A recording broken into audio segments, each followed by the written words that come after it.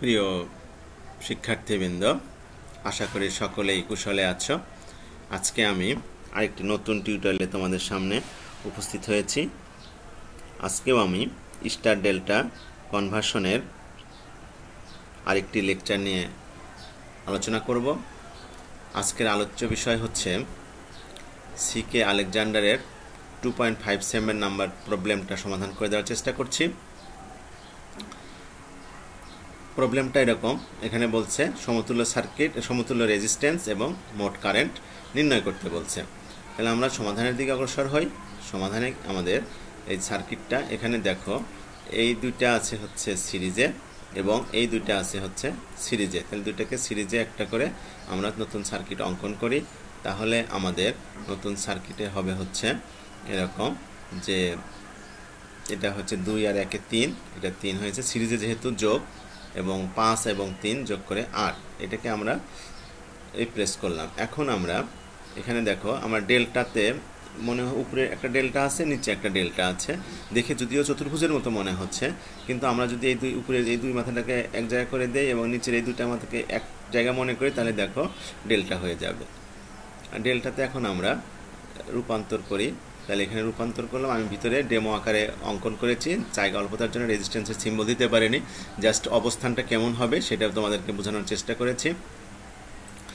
দেখো এইখানে আমাদের এই দুইটা যদি এরকম করে টার্মিনাল সোজা করে দিতাম, তাহলে তোমাদের বোঝা যেত ডেল্টা। তাহলে এখন আমরা বের করেছি, এইখান থেকে আমাদের উপরে যেটাতে বের হয়েছে সেটা হচ্ছে R1, এটা দিয়েছি। ইচ্ছা করলে আমরা এখানে 1 2 3 4 দিতে পারতাম, কিন্তু এখন যেহেতু এটা অনেক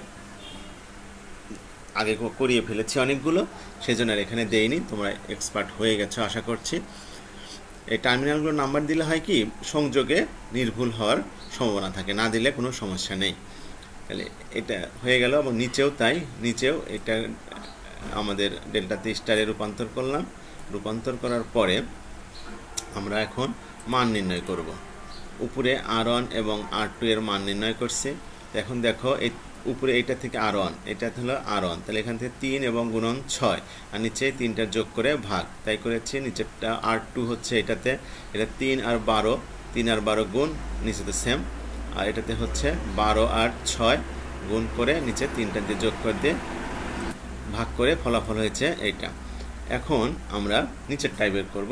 নিচেরটা করলে অনুরূপভাবে আমাদের নিয়ম জানা আছে।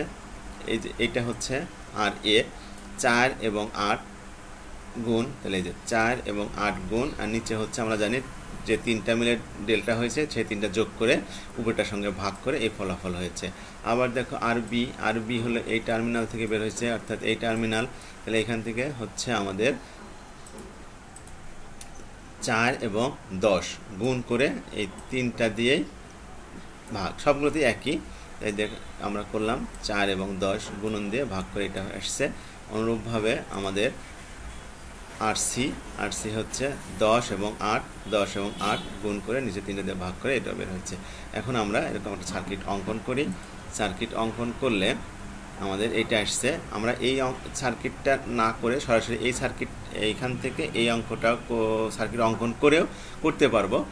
তাহলে এখানে শুধু আমাদের মান লিখে সমান চিহ্ন দিয়ে এর মানগুলো লিখতে হবে।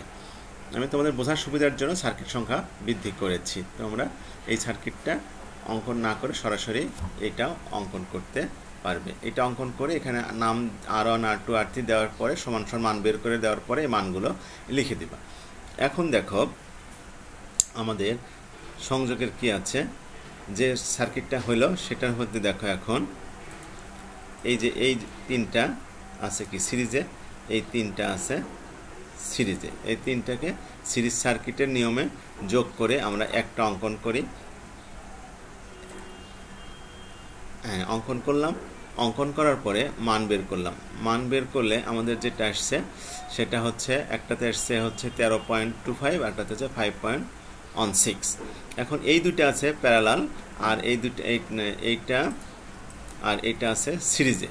আমরা এখন সরাসরি, যেহেতু জটিল কোনো নেটওয়ার্ক নেই, এই জন্য সরাসরি আমরা আর ইকুইভ্যালেন্ট বের করব। এখানে আর ইকুইভ্যালেন্ট লিখলেই ভালো হবে, ইকিউ আর ইকুইভ্যালেন্ট লিখতেই হবে, আর টি না লিখে আর ইকুইভ্যালেন্ট লিখতেই পোস্টের সাথে মিলে যাবে। তাহলে ইকুইভ্যালেন্ট করলে এখন দেখো আমাদের যেটা হয়েছে এই দুইটা সিরিজে আছে যোগ করে দিয়েছি, আর 13 এবং 5 এই দুটো আছে প্যারালালে, আমরা যে প্যারালাল সিম্বল দিয়ে সমীকরণ লিখেছি। এখন এটাকে সরাসরি ক্যালকুলেটরের মাধ্যমে সমাধান করে আমরা এটা পেয়েছি, এটাই আমাদের অ্যান্সার বের হয়েছে। এখন আমাদের ইকুইভ্যালেন্ট রেজিস্ট্যান্স বের হলো। এখন আমাদের চাইছে মোট কারেন্ট, মোট কারেন্ট আমাদের এখানে মোট কারেন্টের ভোল্টেজ দেওয়া আছে। আমরা জানি কি ওহমের সূত্র অনুযায়ী মোট কারেন্ট সমান সমান ভোল্টেজ ভাগ রেজিস্ট্যান্স, আমরা করে কারেন্ট পেয়েছি। এটা হচ্ছে আমাদের ইকুইভ্যালেন্ট রেজিস্ট্যান্স এবং মোট কারেন্ট দুটোই আমরা বের করতে পারলাম। এই দুটোই আমাদের উত্তর। আশা করি সকলেই বুঝতে পেরেছ। সবাইকে ধন্যবাদ মনোযোগ দিয়ে দেখার জন্য। এতক্ষণ তোমাদের সঙ্গে ছিলাম আমি মোহাম্মদ মোস্তাফিজুর রহমান। সকলকে আবারও অভিনন্দন জানিয়ে আজকের মতো শেষ করছি। পৃথিবীর সকল প্রাণী সুখী হোক।